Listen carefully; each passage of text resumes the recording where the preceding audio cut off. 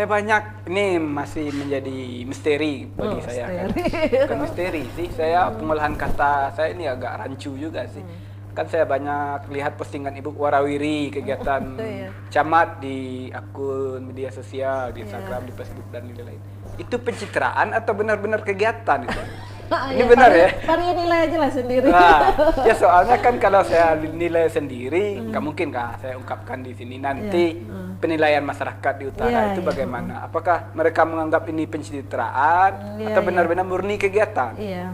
Jadi kalau kami, insya Allah ini melaksanakan sesuai dengan tupoksinya camat lah gitu. Karena memang tugas camat ini beragam-ragam.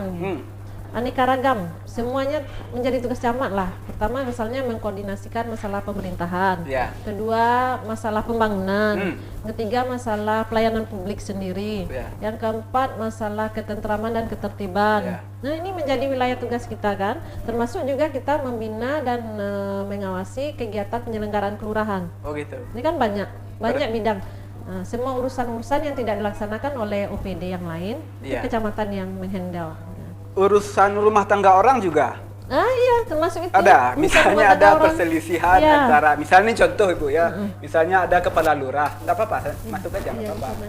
Nah, misalnya kepala lurah yang ada cekcok dengan istrinya, contoh kepala lurah Kapalokoto di Balai misalnya, contoh, ini contoh, misalnya dia jarang, nggak apa-apa sih, misalnya beliau jarang pulang. Kebetulan memang LDR, nggak pulang sekali seminggu, kadang nggak pulang sama sekali karena kegiatan. Ini contoh aja ya? Ini contoh ini.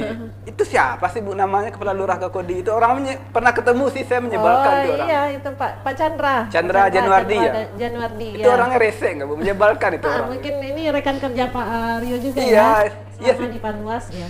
Terpaksa sih saya rekan kerja. Ini semua urusan lah yang kita urus sebenarnya.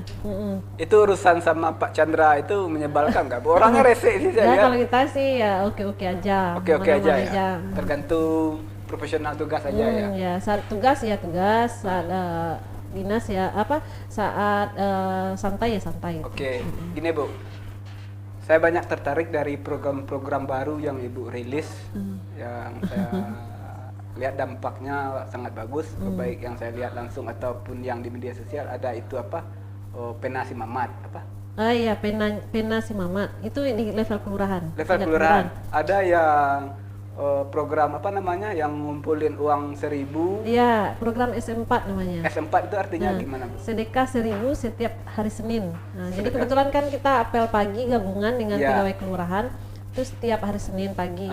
Jadi pada saat apel itu kita inisiatif untuk mengumpulkan sedekah 1.000 rupiah. Iya, tanpa ada paksaan. Boleh lah, minimal 1.000 gitu kan.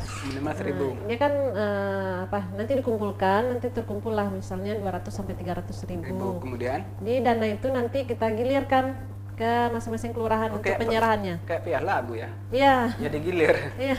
Jadi nanti kelurahan yang menyerahkan ke masyarakatnya langsung. Jadi uang itu tidak ada ditahan di kecamatan, langsung pas hari itu juga langsung diserahkan ke lurah yang menyerahkan langsung ke warganya. Warganya ini warganya ini udah ada kriterianya juga. Kriteria. Adalah warga yang tergabung dalam program Bintang 5. Bintang 5. Iya, jadi kita label lah masyarakat ini yang termasuk paling susah lah kehidupannya di kelurahan itu. Diambil 5 sampai 6 kakak. Jadi ini yang diprioritaskan untuk mendapatkan bantuan-bantuan yang sifatnya di luar bantuan pemerintah. Oh gitu. Jadi kita fokuskan ini pemberian bantuan pada mereka. Kakak Bintang 5. Apa namanya Bintang 5 atau Pak Rio? Iya, saya ingin nanya itu Bu. Ya, karena ada kolam renangnya.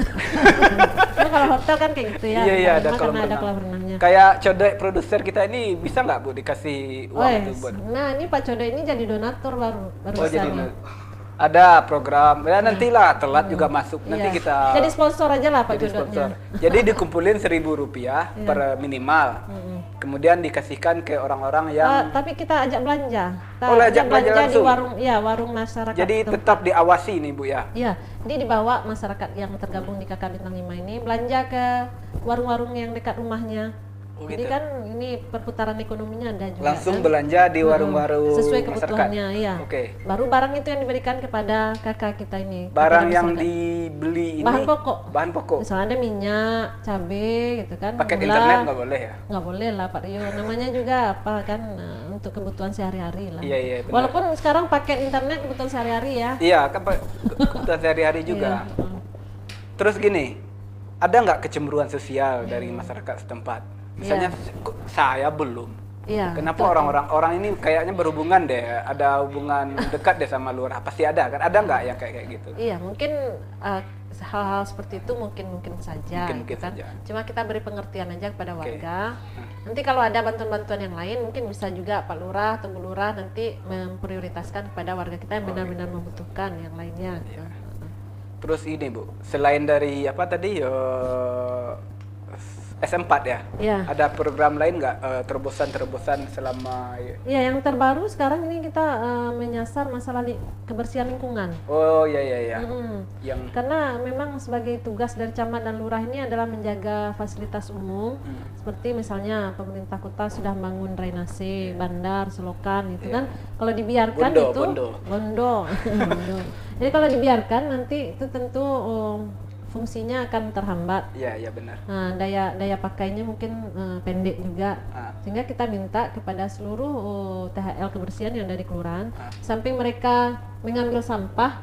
Nah, di waktu-waktu luangnya ini melihat lingkungan sekitar mana ada drainase yang rusak, yang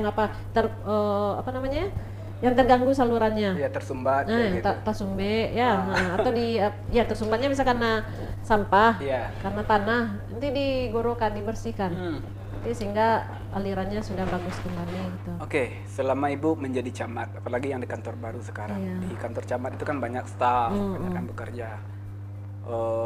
Ibu di sana itu punya karakter sama di rumah atau punya acting yang berbeda nih? Kalau di rumah kayak gini, kalau di kantor kaku, marah, tegas, gimana? Iya, jadi mungkin itu di sini kita belajar ya Pak ya. Kita kan ya mungkin kalau untuk menjadi pemimpin atau camat lah dalam hal ini tentu punya kompetensinya, misalnya manajerialnya, kepemimpinannya. Memang dalam hal itu kita terpaksa mencampur adukkan teori-teori kepemimpinan. Ada yang kepemimpinan yang sifatnya otoriter, sekali-sekali perlu kita pakai.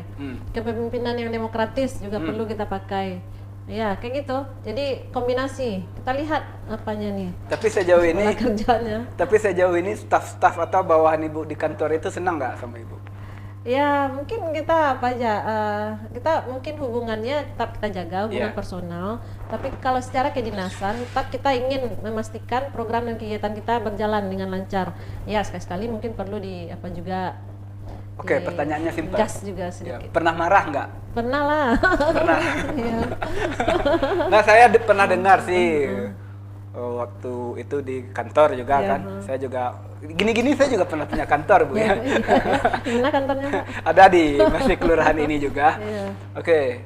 Waduh, ada sih seseorang yang kalau Bu Camat itu udah marah tuh bahaya. Seberapa bahaya sih Bu Camat ini kalau marahnya? Mungkin, apa sambil nunjuk-nunjuk? Enggak lah. Apa keluar taring gitu? Intonasinya mungkin sedikit tinggi mungkin. Tapi ya itu kami Insya Allah kalau marah itu ya mungkin masih dalam tataran kerja juga. Mungkin ada yang lalai-lalai dikit ya terpaksa lah dikasih teguran. Oke, gini Bu. Sejauh ini kan saya sering lihat Ibu nggak selalu saja satu lembaga camat itu, tapi Ibu juga aktif di beberapa lembaga lain.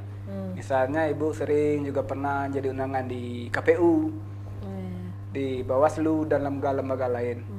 Itu Ibu inisiatif sendiri diundang atau inisiatif pengen aja tampil lah di sana nyari panggung atau gimana? Ini ya nggak apa-apa ya pertanyaan kayak gini. Iya, boleh.